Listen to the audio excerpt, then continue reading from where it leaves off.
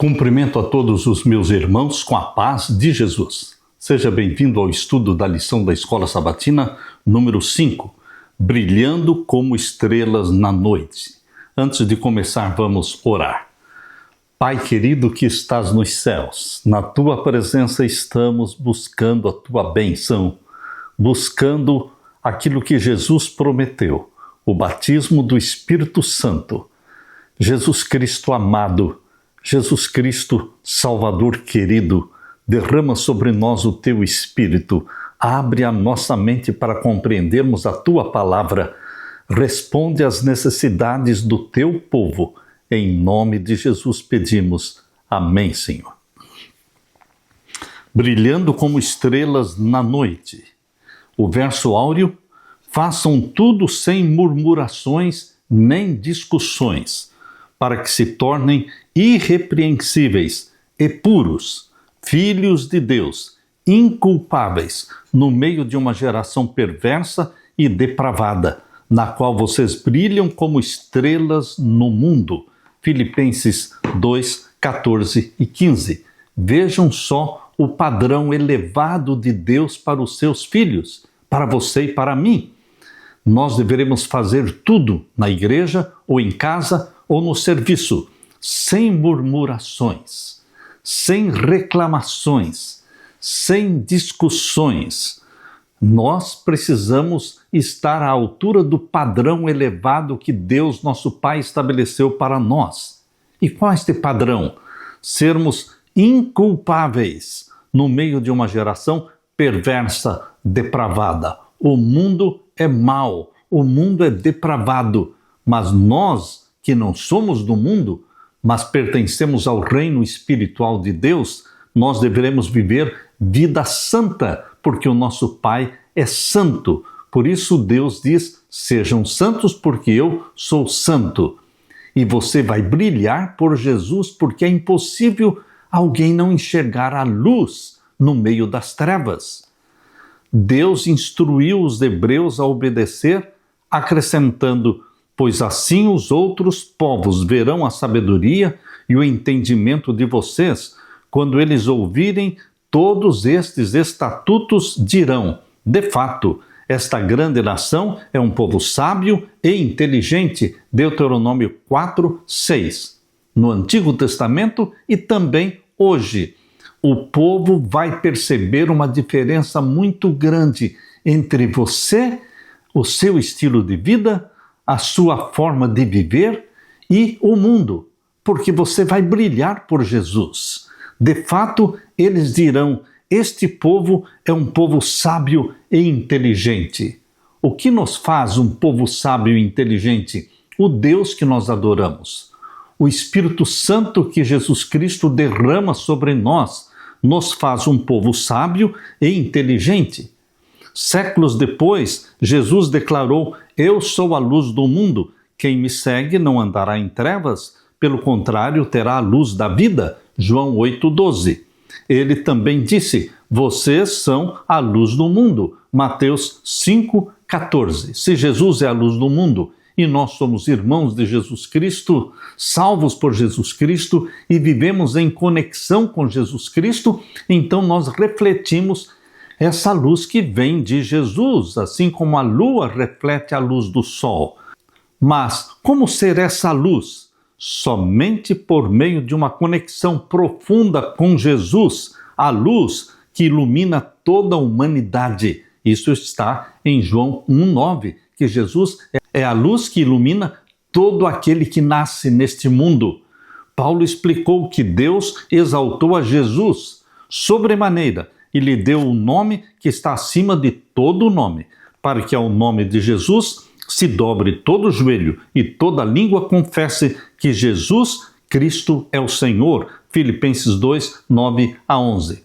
Meu querido irmão, minha querida irmã, cristianismo é mais do que uma religião.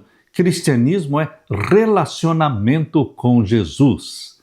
Cristianismo é uma amizade íntima e profunda com Jesus. A luz e o poder do céu estão disponíveis a todos os que se rendem a Jesus. Muitas vezes esperamos que Deus faça tudo ou então deixamos que nossos planos e ideias interfiram. Por isso, as palavras de Paulo aos Filipenses continuam relevantes em nossos dias.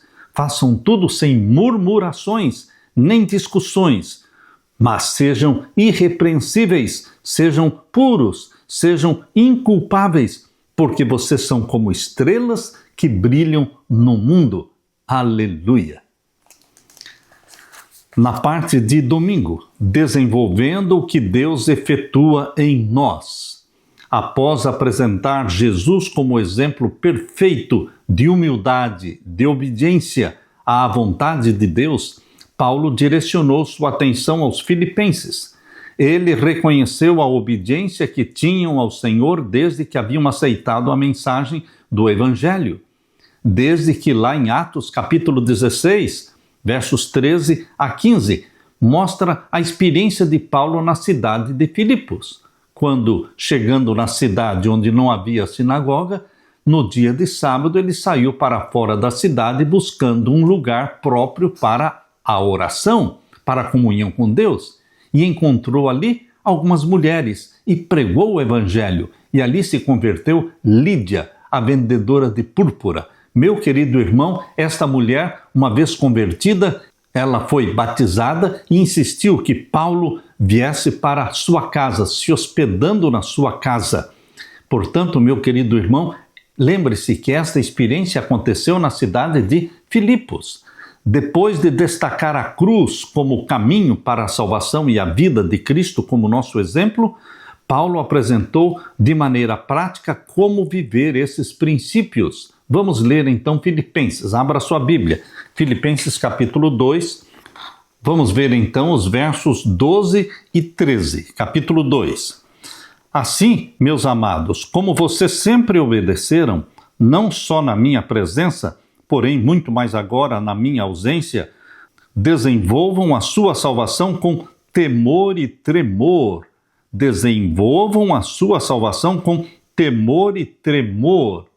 A nossa vida espiritual, a nossa vida cristã é a união dos esforços, nossa fraqueza unida ao poder de Deus. Aqui Paulo está dizendo, desenvolvam sua salvação com temor e tremor. Portanto, Deus não faz nada sem sua permissão. Deus respeita a sua liberdade de escolha, mas quando você busca, quando você pede, quando você quer o batismo do Espírito Santo, e isso você busca diariamente, você vai crescendo no poder de Deus, você vai sendo santificado, você vai desenvolvendo a sua salvação com temor e tremor, porque Deus é quem efetua em vocês tanto querer como realizar segundo a sua boa vontade. Meu querido irmão, o que Paulo quis dizer com esta frase, desenvolvam a sua salvação? Existe uma união entre você e Deus. Você, na sua fraqueza, eu, em minha fragilidade, me apego a Deus e busco dele o poder para viver a vida santa que ele requer dos seus filhos. Fé e obras caminham juntas, queridos. A fé é aquela que nos salva em Jesus Cristo. E as obras são os frutos produzidos pelo Espírito Santo, frutos de obediência na sua vida. É impossível separar fé e obras. Paulo não apresentou um evangelho diferente do que ele expôs em Romanos e em outras cartas. Sua mensagem está em harmonia com o evangelho da justificação pela fé, unicamente pela fé, que ele pregou em Filipos e em outros lugares. Contudo, é fundamental considerar tudo o que a Bíblia ensina sobre determinado tema, especialmente sobre a salvação, que muitas vezes pode ser mal compreendida. A salvação é pela fé, mas a fé verdadeira em Cristo gera obras de obediência, resulta em vida plena de obediência a Jesus Cristo. Vamos ler Romanos capítulo 3. Romanos capítulo 3, então vamos ler os versos 23 a 24. Aqui diz, pois todos pecaram e carecem da glória de Deus. O único ser humano que viveu nesta terra e que não pecou foi Jesus. nasceu santo e viveu vida santa. Ele só se tornou pecado na cruz quando assumiu os nossos pecados. Fora Jesus Cristo, todos pecaram e carecemos da glória de Deus, sendo justificados gratuitamente por sua graça, mediante a redenção que há em Cristo Jesus. Nós somos justificados pela fé, nós somos justificados pela graça, nós somos justificados pelo sangue. Isso nós lemos na carta de Paulo aos Romanos. Em Romanos capítulo 5, verso 1, diz assim: sendo, pois, justificados pela fé, temos paz com Deus por nosso Senhor Jesus Cristo. Aqui Paulo diz que somos justificados pela fé. No mesmo capítulo 5 de Romanos, e no verso 9, nós lemos logo muito mais agora: sendo justificados pelo seu sangue, seremos por ele salvos da ira. Primeiramente, justificados pela fé. Depois Paulo fala, justificados pelo sangue. E em Romanos capítulo 3 e o verso 24, Paulo diz, sendo justificados gratuitamente por sua graça. Então, queridos, ou é pela fé, ou é pelo sangue, ou é pela graça. Nós somos justificados pelos três. Fé, graça e sangue não se excluem, mas fazem parte do plano de Deus. A fé é o caminho que nos conduz até a fonte da graça. A graça é a fonte da misericórdia de Deus. O que é que existe na fonte da graça? O sangue. O conteúdo da fonte da graça é o sangue do nosso Senhor Jesus Cristo, que nos purifica de todo o pecado. Mas como você pode chegar até a fonte da graça? Pela fé. A fé é o caminho que nos conduz à fonte da graça. E na fonte da graça você lança a mão do sangue de Jesus Cristo, que nos purifica de todo o pecado. Mas, ainda Tiago menciona que nós somos justificados também pelas obras. Como pode ser isso? Abra sua Bíblia em Tiago. Tiago, capítulo 2, e o verso 24. Aqui diz: vejam então que o homem é justificado pelas obras e não somente pela fé. Queridos, onde entram as obras no plano da salvação? As obras não são o caminho que nos conduz à fonte da graça. As obras, elas aparecem como consequências da salvação. Todos aqueles que caminham pelo caminho da fé e chegam à fonte da graça e lançam mão do sangue de Jesus Cristo, que nos purifica de todos os pecados, eles são transformados, são perdoados, são salvos. E agora, na vida dos salvos em Jesus Cristo, aparecem as obras de obediência aos 10 mandamentos da lei de Deus. Queridos, as obras surgem na vida do cristão como frutos da salvação. Quando as obras não aparecem, é porque a fé não é verdadeira, porque a fé verdadeira produz obras. É isso que Tiago, capítulo 2, está mencionando. Tiago, capítulo 2, vamos ler no verso 17. Assim também a fé, se não tiver as obras, é morta em si mesma. Aqueles que se declaram salvos em Jesus Cristo, mas que se negam a obedecer os mandamentos de Deus, dizendo que a salvação é pela fé e pela graça, não precisam obedecer os mandamentos de Deus, eles estão totalmente enganados, porque a fé sem as obras de obediência é uma fé morta. Mas aqueles que são salvos pela fé, pela graça e pelo sangue, e que vivem uma vida de obediência a Deus, estão demonstrando para o mundo todo que Deus operou neles a transformação. Eles foram gerados pelo Espírito Santo, recebendo a mente santa de Jesus. Por isso vivem em obediência aos mandamentos de Deus. Queridos, a salvação, sem dúvida, é obra de Deus e não temos nenhum crédito por ela. Até mesmo a fé é um dom de Deus que recebemos pela atuação do Espírito Santo. Embora nossas obras não possam nos salvar, Deus, por meio do novo nascimento, nos concede nova vida espiritual, capacitando-nos a realizar boas obras, obras que são frutos da salvação em Jesus Cristo. o Espírito de Deus opera em nós, habilitando nossa vontade para escolher o que é certo, resistir à tentação e tomar decisões corretas.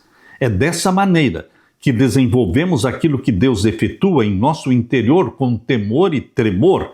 Isso não significa que devemos temer o julgamento de Deus sobre os nossos esforços, muitas vezes imperfeitos, para obedecê-lo. Temor e tremor se refere à reverência que devemos ter diante da presença de Deus e à consciência da nossa necessidade de viver em obediência a Ele. Você já percebeu Cristo agindo na sua vida? Você foi salvo por Jesus Cristo? E você já percebeu que o Espírito Santo gera em você uma natureza santa? Implanta em você a mente santa de Jesus Cristo? Uma mente obediente aos mandamentos de Deus. Ao mesmo tempo, a natureza pecaminosa, com a qual já nascemos do ventre materno, ela resiste ao que Deus realiza em nós, mas ela precisa ser suplantada, não nos controlando, porque, uma vez gerados pelo Espírito Santo, nós somos filhos e filhas de Deus e a natureza santa de Jesus deve prevalecer. A natureza santa de Jesus precisa ser nutrida e alimentada. Como? Estudando a Bíblia diariamente, confessando os nossos pecados diariamente, mantendo-nos conectados, relacionando-nos com Jesus Cristo diariamente, sendo batizados pelo Espírito Santo diariamente. Estamos desenvolvendo a nossa salvação com temor e tremor. Queridos, uma vez salvos por Jesus Cristo, seremos então santificados em Jesus Cristo. A santificação vem na sequência da justificação, operada pela fé em nosso Senhor Jesus Cristo. Aleluia! Na parte de segunda-feira, luz em um mundo escuro. Paulo exortou os fiéis: façam tudo sem murmurações nem discussões. Filipenses 2,14. Os desafios à unidade da igreja são tão sérios que só é possível alcançá-la com muito esforço. A unidade é um reflexo da união com Cristo e da obediência à palavra. Quem está conectado, relacionando-se com Jesus, ele produzirá unidade, não divisões, não contendas, não separações. A unidade é um reflexo da união com Cristo e da obediência à palavra. Isto é essencial para o nosso testemunho. Somos chamados a brilhar como estrelas no mundo. Filipenses 2,15. Mas temos que refletir a luz que vem de Jesus. Em uma noite sem luar, longe das luzes das cidades, as estrelas se tornam mais visíveis e parecem brilhar com maior intensidade. É o contraste que faz a diferença. Quanto mais escuro o céu, mais as estrelas se destacam. Isso também ocorre com o nosso testemunho. Quanto maior a escuridão moral, as trevas do mundo, mais evidente é o contraste entre a vida dos verdadeiros seguidores de Deus e a daqueles que vivem segundo os padrões deste mundo.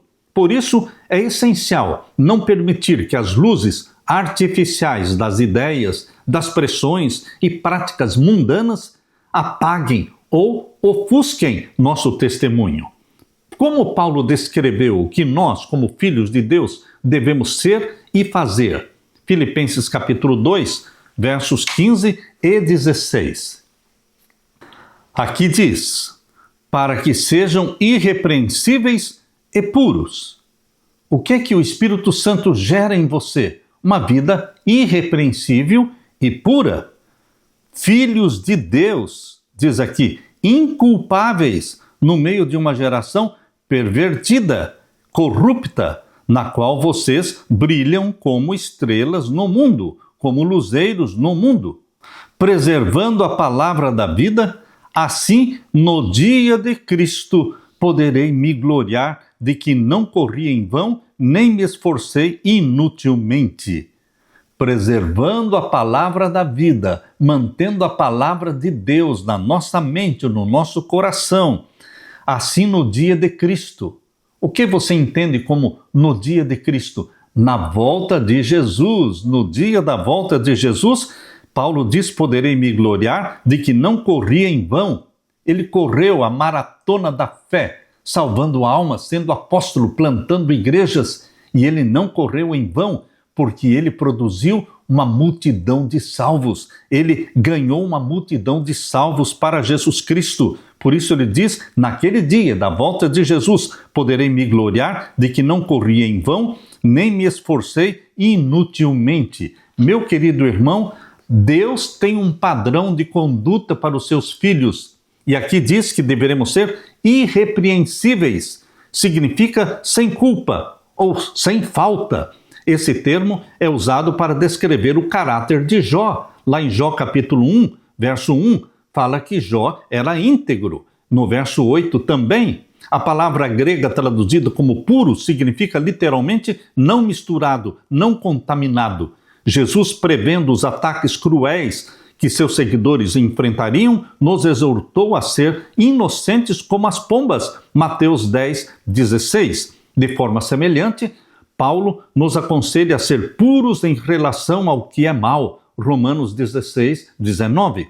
Os modernos meios de comunicação frequentemente não oferecem conteúdos puros. Você sabe disso? Todo lixo, toda porcaria que existe na televisão e na internet. Queridos, nós precisamos desenvolver pensamentos puros, edificantes e inspiradores.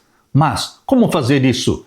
Evitando ler, ver ou ouvir tudo que sugira pensamentos impuros. Repito, evitando ler, ver ou ouvir tudo que sugira pensamentos impuros. Essa é uma decisão que você precisa fazer. Em tempos como estes, a prática de Davi continua sendo um excelente guia. Qual era a prática de Davi sugerida em Salmos 101, verso 3? Ali Davi escreveu, não porei coisa má diante dos meus olhos. Negue-se a olhar filmes pornográficos ou de violência ou de imoralidade. Negue-se a colocar os olhos ou permitir os seus ouvidos ouvirem músicas corruptas que blasfemam de Deus.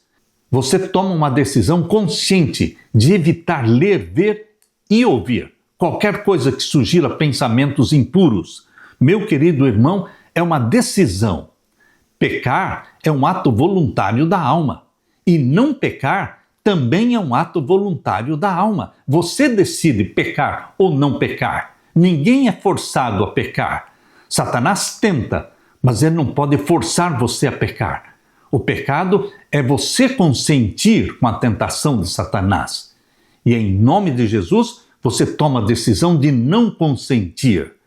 Não devemos temer ser diferentes.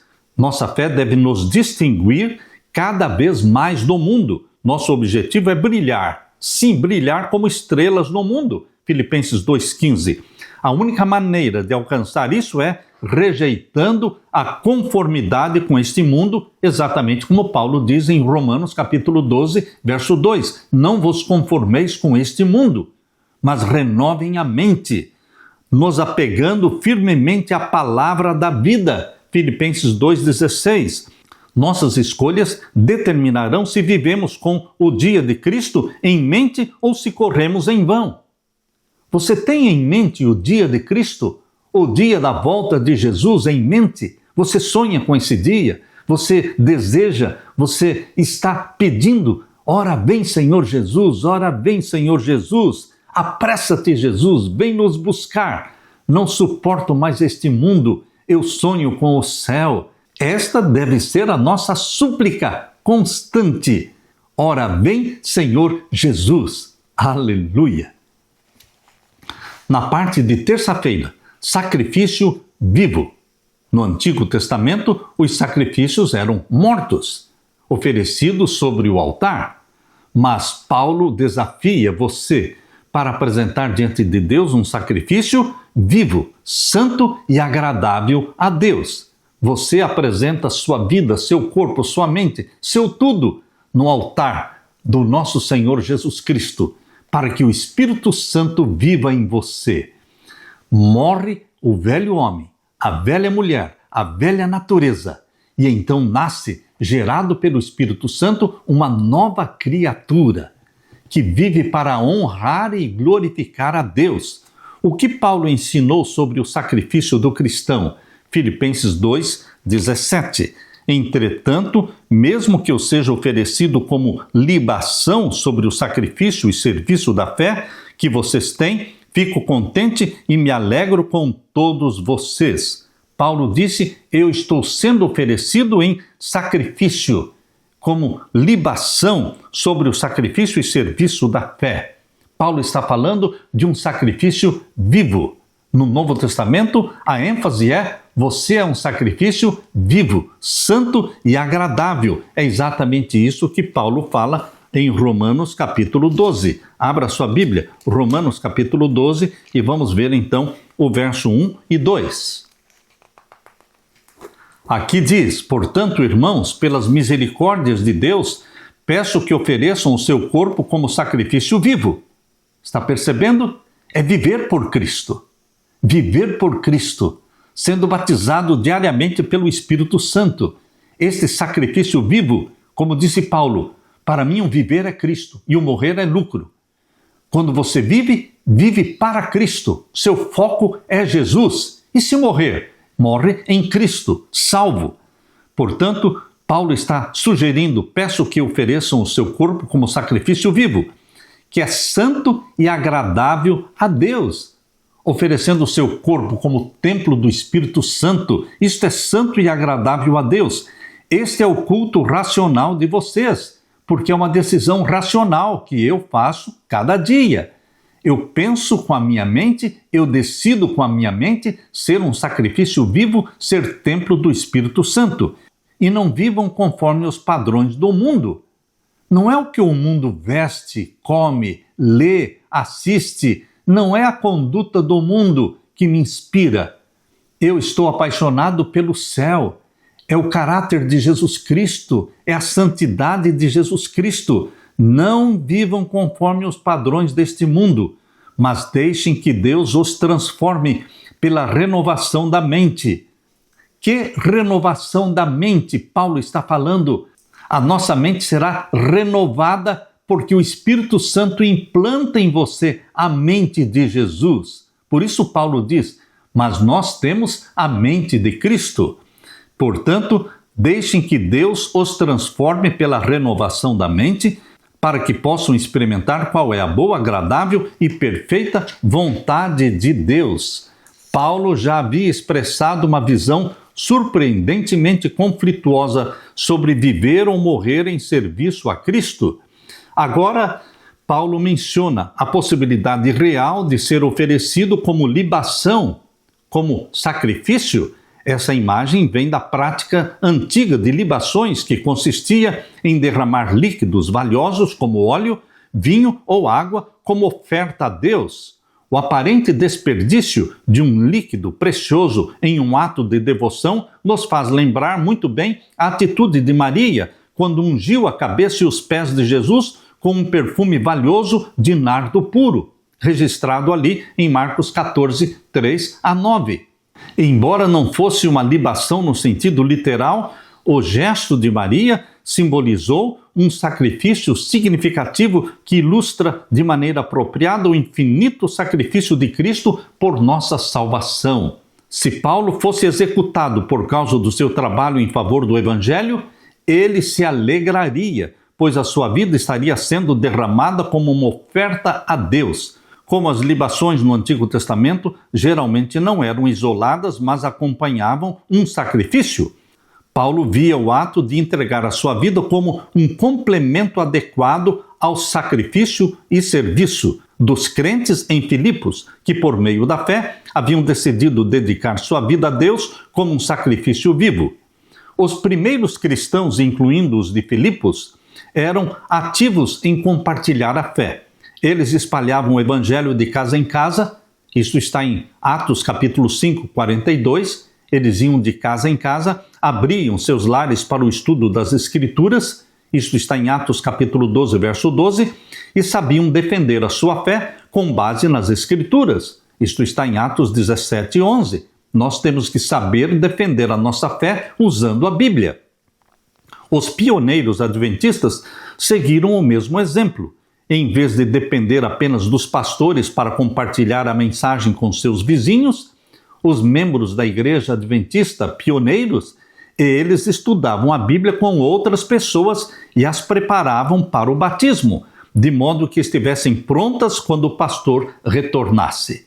Queridos, nós deveremos continuar com esta prática, abrindo a porta da nossa casa para os pequenos grupos, para o estudo da palavra de Deus, para a salvação das almas. Transforme a sua casa num centro missionário. Grandes sacrifícios pessoais devem ser feitos abrindo a casa e recebendo as pessoas. Deveremos fazer hoje exatamente como os cristãos do primeiro século e também como os cristãos adventistas pioneiros, tornando a nossa casa um centro de evangelização. Reflita sobre o significado de ser um sacrifício vivo. Quanto você tem sacrificado pelo reino de Deus? Conscientemente responda: sou eu um sacrifício vivo? Sou eu templo do Espírito Santo? Sacrifico a minha vontade egoísta para que a vontade de Deus seja feita na minha vida? Queridos, sejamos um sacrifício vivo, santo e agradável a Deus, permitindo que o Espírito Santo implante em nós a mente santa de Jesus Cristo. Aleluia! Na parte de quarta-feira, caráter provado. Assim como o ouro é provado no fogo, nós também teremos o nosso caráter provado no fogo das aflições. O papel de Timóteo, como remetente associado da epístola, foi destacado em Filipenses capítulo 1, verso 1. Paulo inicia a carta aos Filipenses falando de Timóteo. Aqui diz, verso 1, Paulo e Timóteo, servos de Cristo Jesus, a todos os santos em Cristo Jesus, inclusive bispos e diáconos que vivem em Filipos. Timóteo era um fiel filho na fé de Paulo. Paulo enfatizou o valor de Timóteo como um de seus colaboradores.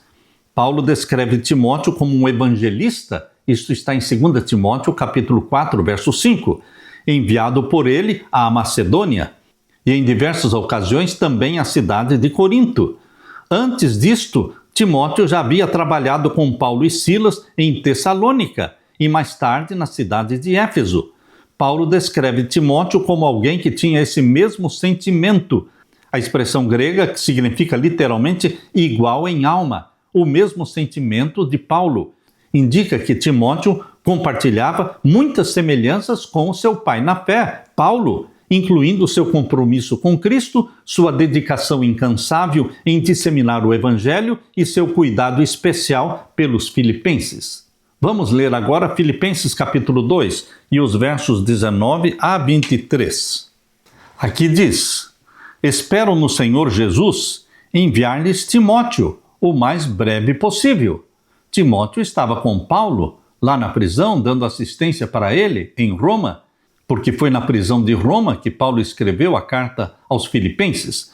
E Paulo está dizendo: eu espero poder enviar Timóteo até vocês em breve, a fim de que eu me sinta animado também ao receber notícias de vocês.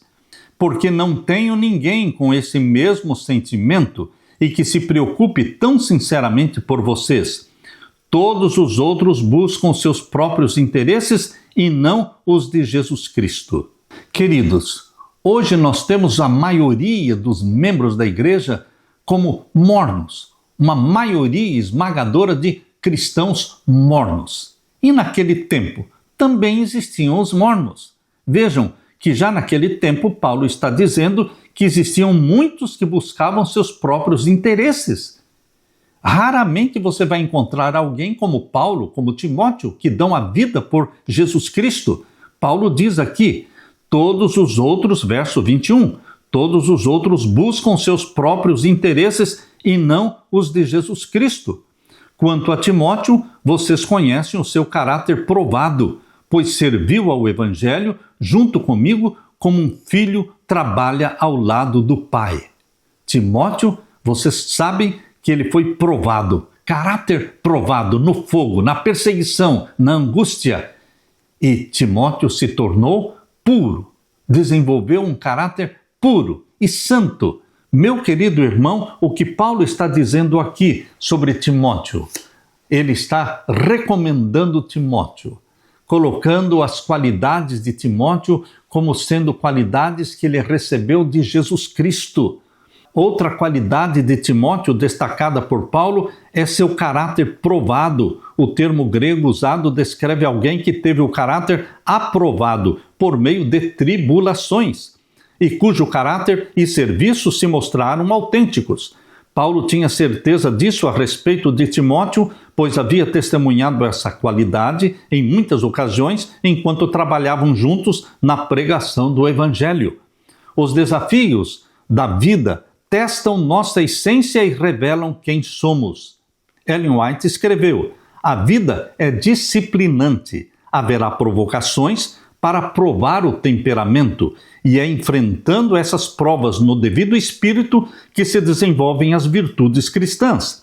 Se suportamos as injúrias com espírito de mansidão, se reagimos a insultos com respostas brandas e atos opressivos respondemos com bondade, isso é uma prova de que o Espírito de Cristo habita em nosso coração. Será que o Espírito Santo habita em você e em mim? Veja, como é que nós sabemos que o Espírito Santo está habitando em nós?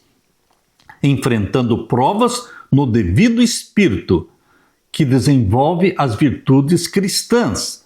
Se suportamos as injúrias com espírito de mansidão. Se reagimos aos insultos com respostas brandas e atos opressivos, nós respondemos com bondade. Isso é uma prova de que o Espírito de Cristo habita em nosso coração. Ela acrescenta que todos os obstáculos que encontramos, todas as vicissitudes e dificuldades e contrariedades que somos chamados a suportar, são lições práticas na aplicação dos princípios da vida cristã. Quando suportados, desenvolvem semelhança com Cristo no caráter e distinguem o cristão do mundo. Meu querido irmão, Deus quer que você brilhe e você também terá um caráter provado no fogo das aflições. Será que você tem suportado com paciência as provocações, as dificuldades, os contratempos? Em nome de Jesus Cristo, vamos desenvolver este caráter provado. Que o Espírito Santo implante em você a mente e o caráter de Jesus. E quando estivermos sob os efeitos do fogo do ourives, que o Espírito Santo implante em nós a mente santa de Jesus e que a vontade de Deus seja feita na nossa vida. O importante é que o nosso caráter seja provado, porque o caráter é a colheita da vida. Não vamos levar nada mais deste mundo para o céu. A única coisa que vamos levar para o céu é o caráter que aqui desenvolvemos, o caráter provado. Queridos, que Jesus Cristo implante em você o caráter dele. Aleluia! Na parte de quinta-feira, Epafrodito, exemplo dos que merecem honra. Além de Timóteo, Paulo também exaltou as qualidades de Epafrodito. Vamos ler Filipenses capítulo 2 e o verso 25 a 30. Aqui diz: no entanto, julguei necessário enviar-lhes Epafrodito, meu irmão, cooperador e companheiro de lutas, e da parte de vocês, mensageiro e auxiliar nas minhas necessidades. Que bênção, queridos, que não era só Timóteo. Epafrodito também é destacado aqui na carta aos Filipenses como cooperador e companheiro de lutas. Lutas no Evangelho. E da parte de vocês, ele também é mensageiro e auxiliar nas minhas necessidades. Epafrodito ajudou as necessidades de Paulo. Ele tinha muita saudade de todos vocês e estava angustiado porque vocês ficaram sabendo que ele adoeceu. Ou seja, Epafrodito ficou doente. De fato, adoeceu e estava à beira da morte. Mas Deus se compadeceu dele, e não somente dele, mas também de mim, para que eu não tivesse tristeza sobre tristeza. Epafrodito adoeceu, estava à beira da morte, mas Jesus o curou. Paulo também estava doente e Jesus o curou. Por isso, tanto mais me apresso em mandá-lo para que, vendo-o novamente, vocês fiquem alegres e eu tenha menos tristeza. Recebam-no, ou seja, recebam Epafrodito, pois no Senhor, com toda a alegria, e honrem sempre os que são como ele. Porque, por causa da obra de Cristo, ele quase morreu. Vejam o testemunho que Paulo dá de Epafrodito. Ele quase morreu por causa do amor e do testemunho de Jesus Cristo, arriscando a própria vida para suprir a ajuda que vocês não podiam me dar pessoalmente. Meu querido irmão, Epafrodito é mencionado apenas na carta aos Filipenses, mas as poucas referências a ele revelam muito sobre a sua pessoa. Seu nome, que é associado à deusa Afrodite, sugere que ele veio de um contexto pagão. Paulo descreveu Epafrodito como cooperador, indicando sua participação ativa no ministério, possivelmente trabalhando ao lado de Paulo em Filipos. A expressão companheiro de lutas, em Filipenses 2,25, sugere que Epafrodito enfrentou conflitos ao pregar o evangelho, chegando a arriscar a própria vida. Epafrodito foi enviado para atender às necessidades de Paulo na prisão e cuidar de outras demandas. Ele também foi o responsável por entregar as ofertas financeiras dos filipenses a Paulo. Essas doações eram essenciais, já que os prisioneiros romanos dependiam da ajuda externa para obter itens como comida, roupas e cama. No final da sua segunda prisão em Roma, Paulo pediu a Timóteo: faça o possível para vir antes do inverno. Por quê? Porque ele não queria passar frio. Venha antes do inverno e traga a minha capa que deixei em Troade. Isso indica que Paulo precisava do casaco para suportar o frio em sua cela de pedra ali em Roma. Queridos, Epafrodito também foi encarregado de levar a epístola à cidade de Filipos. Talvez devido aos problemas enfrentados em Filipos, Paulo considerou necessário enviá-lo de volta antes do esperado, pedindo que os filipenses o recebessem no Senhor com toda a alegria. Filipenses 2, 25 e 29. Paulo desejava tranquilizar os cristãos de Filipos sobre sua situação na prisão e enfatizou que Epafrodito era alguém digno de honra, não por sua posição social ou riqueza, mas por seu espírito sacrificial ao seguir o exemplo de Cristo. Para Epafrodito ter sido incluído nesse grupo mencionado por Paulo, ele deve ter sido, de fato, um exemplo notável de fidelidade. Meu querido irmão, assim como Timóteo, assim como Epafrodito, assim como Paulo, todos ungidos pelo Espírito Santo, todos se tornaram filhos de Deus, pregadores, arriscando a própria vida para pregar o Evangelho. Eles são exemplos que devem ser imitados por você e por mim. Mais perto de Cristo estará aquele que na terra mais profundamente viveu seu abnegado amor. Queridos, quem vai estar mais perto de Cristo no céu? Aqueles que, na terra, mais profundamente viveram seu abnegado amor. Amor que leva o discípulo, como ocorreu com o Senhor, a dar tudo, a viver, trabalhar, a se sacrificar até a própria morte pela salvação da humanidade. Esses estarão bem próximos de Jesus Cristo. Essa disposição foi manifestada na vida de Paulo. Ele declarou: para mim o viver é Cristo, pois a sua vida revelava Cristo aos seres humanos, e o morrer é lucro. Lucro para Cristo. A própria morte mostraria o poder da sua graça e atrairia as pessoas para ele. Mesmo morrendo como mártir, Paulo ganhou almas, porque o sangue dele serviu de semente, resultando na conversão de centenas e centenas. Não está longe, meu querido irmão, o tempo em que a prova envolverá a todos nós. A marca da besta será imposta.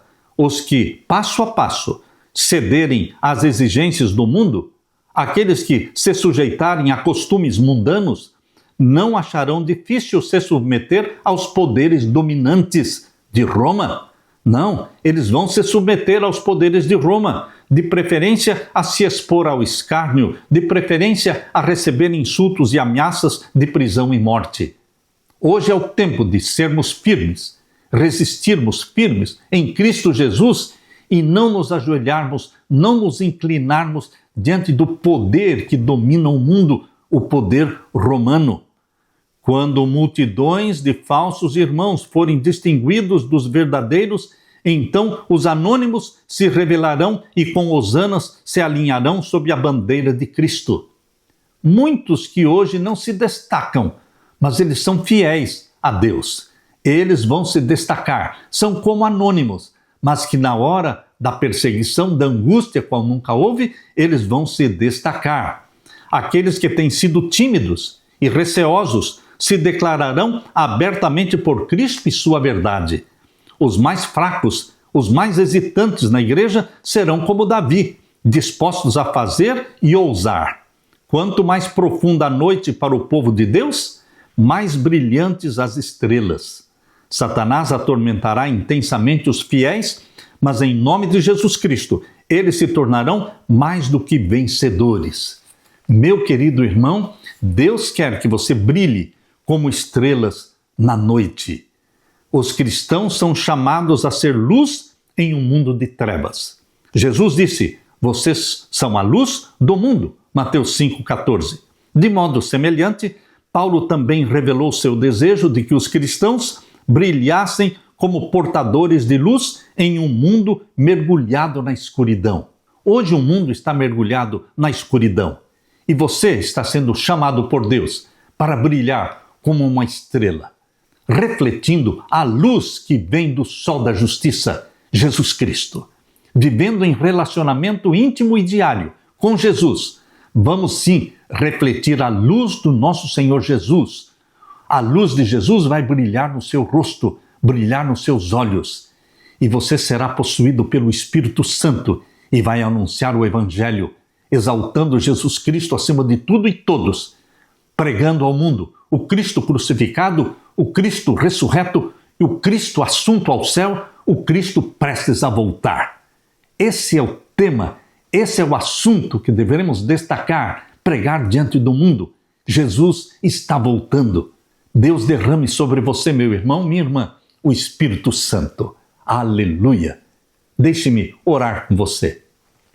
Pai querido que estás nos céus, que o Cristo crucificado, ressurreto, assunto ao céu e prestes a voltar, este seja o foco das nossas pregações.